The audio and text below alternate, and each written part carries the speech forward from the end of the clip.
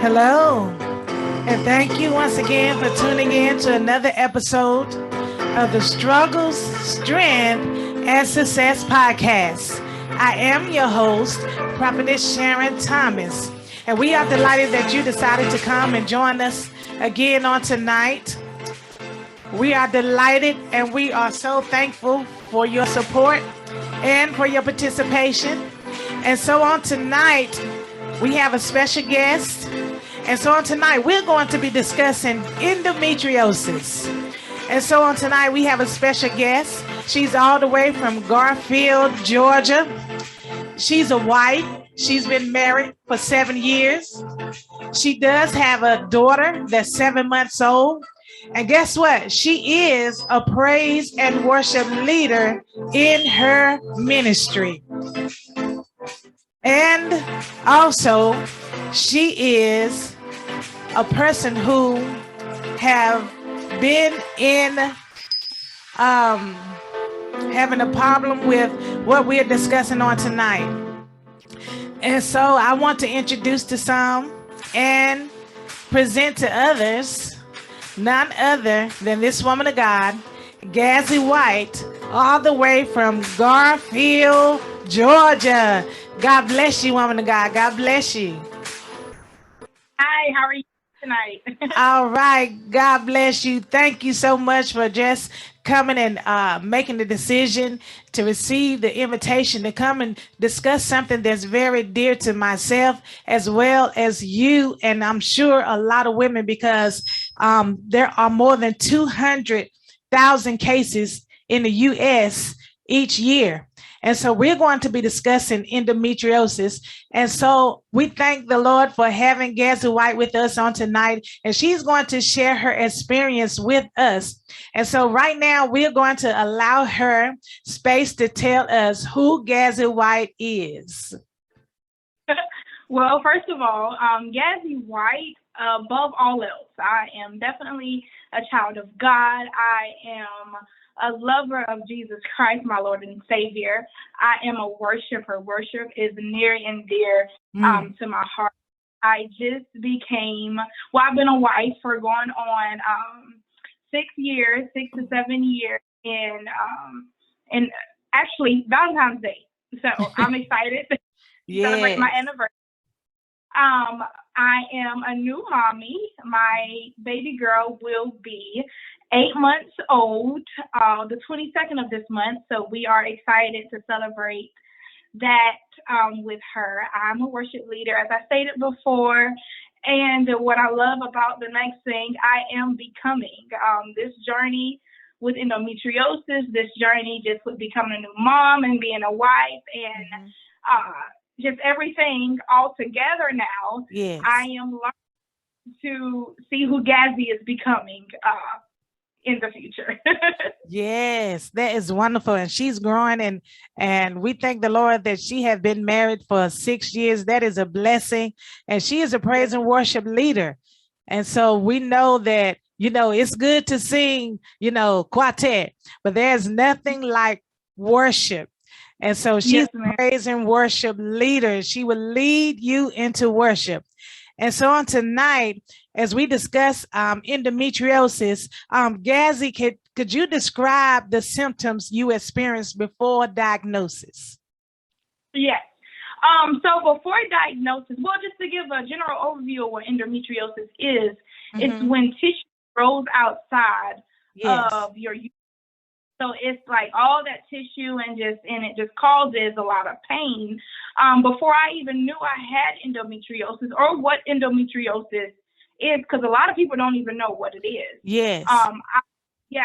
I was experiencing extremely heavy cycles and not like the norm, maybe heavy for a couple of days and then it's light and then, it'll go off within that 5 to 7 days time frame. Well, my cycles were extremely heavy, like to the point to where I would have to lay in bed or lay close to the bathroom because I knew every 30 minutes I was up going to the bathroom. Right. I was very fatigued, extremely tired. Like I would sleep for those first 3 to 4 days, I would just sleep. I would have to be in my bed sleeping. My Yes. hemoglobin was very low, which caused me to be cold a lot. Of course, you know, when your hemoglobin level is low, you also crave ice. So, of course, I had the ice craving symptoms, and I had major cramping. Like, I mean, it was to the point where a heating pad wouldn't do, hot tea wouldn't do, you know, pain pills wouldn't do. Like, it was just extremely painful for me. So I knew something was off. And so, during those times that you was experiencing these pains, was your life or work or family time disrupted due to the symptoms? Oh, yes. Okay. Especially with being, you know, still newlyweds. I mean, we've only been married for a small amount of time. So, of course, my was definitely affected a lot because at the time, even before I was diagnosed, I knew something was wrong. So there were times where, you know, where friends are going out having fun.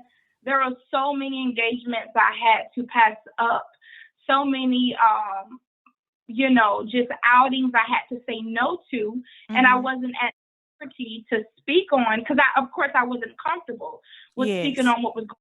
You know, I mean, let's be real. If you tell somebody, well, you know, yeah, it's my cycle and it's really heavy, you know, most women a pain pill and they'll be good to go. You know, take a Tylenol and they're good to go. So unfortunately, I wasn't that girl. So it just became where it was shameful. I missed a lot of huge moments in friends' lives and even family just because of how I was affected by this particular disease. Work, I had coming out of high school, because I've always had this issue. I just found out about it a few years back, actually in 2016. But even coming out of high school, there are jobs that I couldn't stick with. Even in my adulthood, I couldn't stick with jobs because I would miss a lot of days. I mean, you know, your employer wants you to be there when you're scheduled to be there. And for me, about 6 to 7 days out of a month, I knew I wasn't going to be able to work. So it was a lot of great job opportunities I had that I had to pass up. And just my life in general, I feel like was really affected because of the lack of not knowing exactly what it was and how it affects women. So, you know, my life was really affected by this. Yes. And so I understand that your life was affected by it because I'm sure, you know, having that pain, it kind of you know, paralyze you because you're like having so much pain that you really don't want to do anything except lay in the bed and, like you said, take medication, and most of the time they did not help.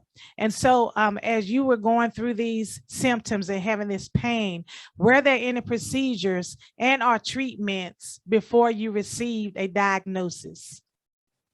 Before my diagnosis, no, ma'am. I didn't have any procedures because the first procedure that I had was what told, you know, the doctor and myself that, you know, it was endometriosis. But before then, I just kind of had to get through it. You know, I had to just lay in the bed until the pain was over and I was good to go. I mean, I would always dread the month, like this experience, and I've told all of my friends and family and those who know my testimony, this experience definitely left me, and I'm still getting over it today, but it left me kind of comes to, and just almost afraid when it comes to, you know, your menstrual cycle, because it's like, even now, when I do experience, you know, my menstrual cycles, it's always that little bit of fear in the back of my mind, like, oh my goodness, I hope it's a month. Or even though, you know, I've overcame it and I've had a baby and everything, like there's still that thought in the back of my mind, like, well, is this it? You know, is this it? So, yeah. Okay. And so as you were going back and forth to the doctor, what was the diagnosis and how did, you know, what procedure did they use to diagnose you? Yes, ma'am. So I would, of course, go to my doctor visits, and No, he would. I'm sorry. Yeah, we tried birth control, but of course, given that's like a general thing that's given to help regulate your cycles, and birth control didn't work. So that's when he noticed that the different types of birth control didn't work. That's when we went in and had surgery, and a laparoscopic surgery, basically where he, goes in with a camera and sees if there's anything like blocking or any tissue, which I had scar tissue on the outside. So that's when, it's basically in layman terms scraping off the tissue and then having a DNC to remove it. Right. And that after that first surgery, I was told that I had endometriosis, but I only had stage 1. And I believe there are 4 different stages. Yes, 4 different stages. Yes, and so as she was stating before, that endometriosis is simply a disorder in which tissue that normally lines the uterus grows outside of the uterus. And with endometriosis, the tissue can be found on the ovaries and the fallopian tubes and in the intestines. On the intestines, it can be found that tissue can be found. And so when you were diagnosed, and I also understand that it is also common for someone who have endometriosis to experience infertility. So was that something that the doctor revealed to you, that you were infertile? Well, yeah, because we figured out, because I would, menstruate for so long, like it would be, sometimes it would last for, 7 days. Then there were times where I can recall it would last up to 3 months. So that's what caused my hemoglobin level to be so low. And what would happen during that time, I was not ovulating. So of course, if you ovulate, then, it's hard if you can't get pregnant, because that's the process. You have to ovulate, and then that's, how you can conceive. So we figured out that I was not ovulating. And that's when we, tried the different methods. Even after having the surgery, we tried the different methods of birth control again, and even fertility pills, because there was a time where in the beginning of my marriage, we got married in 2016. We started trying for children in 2018. So around that time, I'm saying 2017, I'm so sorry. So by the time we got to 2018 and the whole endometriosis thing came about, we knew something, my husband and I knew something was off. I mean, here we are trying to have a baby, but we're not having a baby. And then when we became pregnant, we had those 2 miscarriages. So yeah.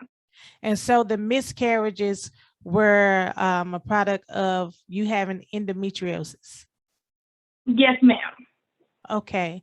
And so so after the 2 miscarriages, and I know that you probably were, disappointed. So what happened after you had the 2 miscarriages? Were you continuing to try, even though you were diagnosed with endometriosis? Did you continue to try to? Yes. Okay. Oh, you can go ahead. I didn't cut you continue off. to try to, have a baby.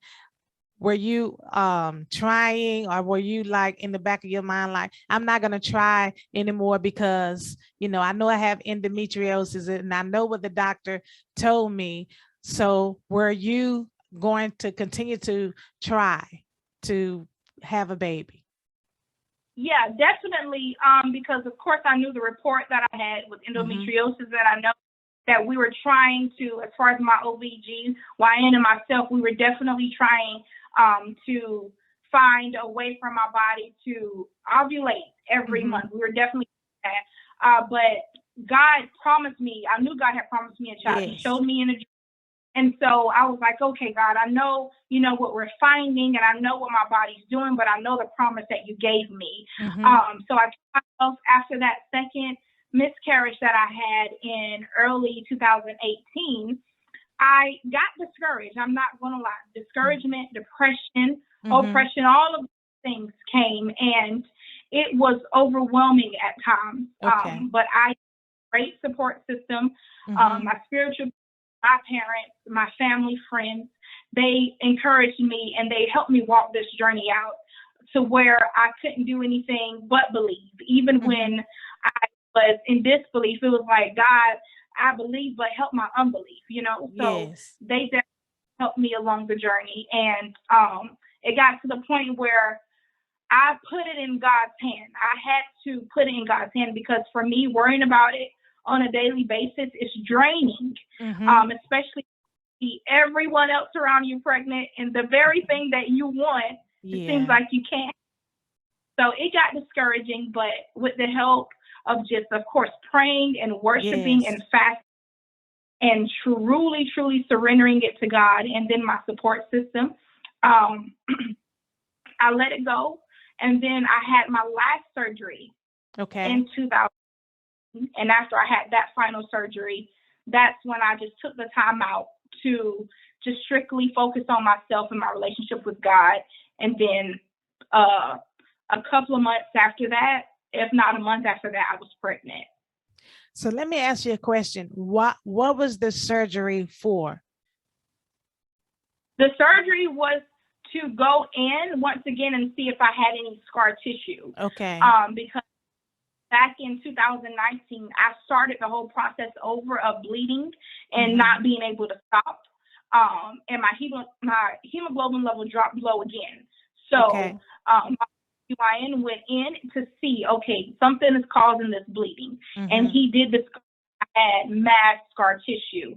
So he went in, he removed it. So was that scar tissue also causing pain? Yes, ma'am. It was causing pain, causing the bleeding, all the symptoms, you know, the heavy cycles, it was causing all of that. Okay, so now after all of the procedures and you're praying and fasting and seeking the Lord and trusting his word and believing, you know, the promise that he made to you, what happened? Oh my goodness. In 2019, I became pregnant. And the craziest thing is this time after we had the surgery, I was on birth control pills because he put me back on. He said, okay, let's regulate your cycle. Make sure everything. And I became afraid because, like I said, once you go through endometriosis, you have that fear of continually bleeding. You have the fear of the pain. Right. So while I was on the birth control pills, I actually I was like, okay, you know what? I'm afraid. I don't want anything to cause me to bleed again. So I was like, you know what? I'm just going to be careful. Right. And so I thought I was being careful. And I am blessed to say without any medication, you know, I didn't have to get put on fertility pills or any of that nature. My husband and we have baby Zoe. Yes. So, you know, that is an awesome testimony because even though after all of the pain, you know, I guess it was worth it. You know, all of the pain that you endured and going, you know, having all those doctor visits, going back and forth to the doctor, having those procedures done, and then having someone speak to you and tell you, hey, speak it over your life and say, you know, it's impossible. It's going to be hard for you to have a baby. You may not have a baby, but yet you held on to the promise of God. And so that is a testimony because it doesn't matter what man say. It's what God have the final say. And as you know, you and I were discussing, and I was saying, you know, there were 7 barren women in scripture. And all of them produced except one, and that was David's wife, Micah, but all of them produced. And so, you know, even in the barrenness, God will bless, and you are a witness and a testimony. And I'm so glad that you are sharing that story, that even when the odds are stacked against you, God will still fulfill his promise in your life. Yes, ma'am. Yes. And so, Gazzie, do you have any encouraging words you would like to say to someone who is, you know, experiencing endometriosis or experiencing, you know, barrenness and feel like, hey, I don't think I can produce because this is what the doctor told me. So do you have any encouraging words for that person?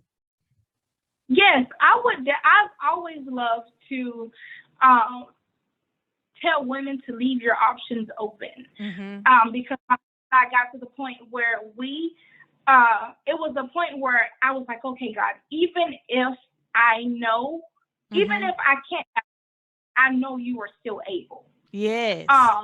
And I left my options open. I said, okay, you may want us to adopt. You may, want this option, that option. It was never, if I don't have children, this is it. No. So I would definitely encourage women to leave their options open. See that love through different avenues of having a baby, adoption, fostering, different things of that nature. But I would definitely say to hold on to the promise that God has given you. Yes. It may not come and it seems so cliche because we say it all the time. It may not come. Yes. It's gonna come one time. Yes. And of course, a lot of times you don't want to hear that when you're going through situations like this, because I know I didn't want to hear it. Right. But it's so profound to hold on to the promise and know that in God's timing, that's when you're received. And I would also encourage women who are going through this to connect with someone who can speak life into you. Yes. That is the biggest thing, because there are moments in this journey where you don't necessarily have the words to say for yourself. Right. And so I do believe there's people in your life to encourage you, to tell you, hey, I know it's hard, but you got this. Come on. If you can't, do it yourself, I'll do it for you. Like, have friends who will lower you down to Jesus when you're not able to, get there yourself. So, or lift you up, So definitely, I would just say those things. And miracle signs and wonders are still relevant in today's time. Yes. Yeah. Amen. So, yes, ma'am. Amen. You hear what she said? Miracles, signs and wonders. They are still happening today. And she is one of those that had a miracle in her life. And so we thank the Lord for her on today. And we thank you and for tuning in. And Joyce Hayes said, God is faithful. And yes, he is. He is always faithful.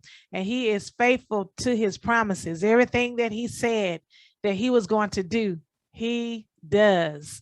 And he performed miracles. And like, sometimes me and my husband discuss, he will blow your mind and do things for you. And I'm so happy for you. You have your baby, and I know that, that was a prayer for you. And I know you was praying like Hannah, just praying to the Lord, do it for me. Yes. Yes. And so, endometriosis is sometimes people take it lightly, the people that don't experience it, because they don't understand the depth of it, and they don't understand the pain of endometriosis. And I know in my experience, I had pain, so much pain, and I know my husband was praying for me, but God is faithful and he will deliver. And so, I know sometimes people often wonder, how do you get endometriosis? But, we're not sure of how you get it. We're not doctors. We're not trying to diagnose anybody, but we are just having the information that we know of and that we researched about endometriosis. And I know, you could have flare-ups with endometriosis, and it can be intense pain, and you can have pain in the thighs, pain in the kidneys, and pain in the stomach. So if you are experiencing those things, please go to your primary care doctor and have them check you out. And so you can get diagnosed. And as my previous guest said, go to the doctor so you can be diagnosed, so you can, pinpoint what it is that you need to pray for. And so God will deliver us. And I'm so thankful that you have your little one. Her name is Zoe. Oh, that's so sweet. And we thank your husband for allowing you to, come and share with us, and, being there as your support system to, that you may come and share with us. And so, Gazzie White, could you tell us your Cash App and how people may contact you? Because I know that you're a praise and worship leader, and sometimes people want praise and worship leaders to come and minister in their services. And so could you give your contact information and also your Cash App or PayPal information, because someone may want to don't send a donation or bless you with monetary, bless you with funds. Yes, ma'am. Well, as far as my Cash App information, it is the money tag, Okay. Gazzie, Gazzie, Gazz. So money tag, Gazzie, Gazz. My contact information as far as bookings is my email, which is my first and last name, GazzieWhite@gmail.com. I also have a page as well, a booking page on Facebook, which is just Gazzie. So if you search Gazzie, you'll see that information there. So that's how you can definitely contact me for bookings, or if you want to bless through via Cash App, you can do that as well. Amen. Yes. So we are so thankful that you decided to come and share your experience with endometriosis and the miracle of the birth, like Abraham and Sarah. A lot of people say Sarah laughed, but both of them laughed when God said that they were going to produce. But yes. Things seem like it's not going to happen. But as you are a living testimony and a witness that God will still do, no matter the pain, no matter how you suffer, no matter what the doctors say, God always performed what he said. And so thank you so much for coming and share with us about endometriosis and about receiving a miracle from the hands of the Lord, because he is not slack concerning his promises. Everything he said he was going to do, he is going to do. So thank you all for tuning in, and we want to just wish you have a blessed night, and just continue to pray for one another. And if you know somebody that's experiencing endometriosis, or if you experiencing, go to the doctor and get diagnosed, and then pray the prayer of faith. And if you pray the prayer of faith, God will heal you. So thank you once again for tuning in to another episode of the Struggle, Strength, and Success podcast. I am your host, Prophetess Sharon Thomas, and we had a special guest, Gazzie White. And so thank you so much for tuning in, and please do have a great day in the kingdom of God. God bless.